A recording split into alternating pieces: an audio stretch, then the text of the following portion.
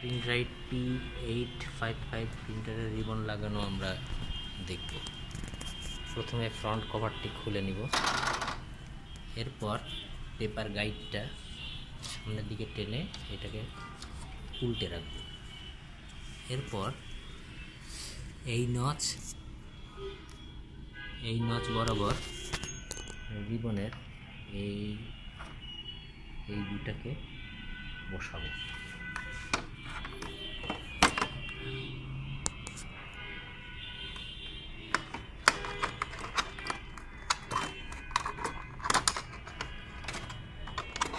এরপরে চাপ দিলেই আটকে যাবে। এরপরে ফ্যাব্রিকটা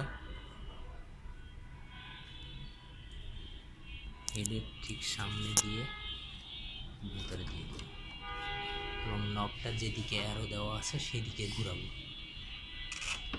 এটা ঘুরালে ফ্যাব্রিকটা এর তলে চলে যাবে। এরপরে আবার আমি পাটটাকে সোজা করে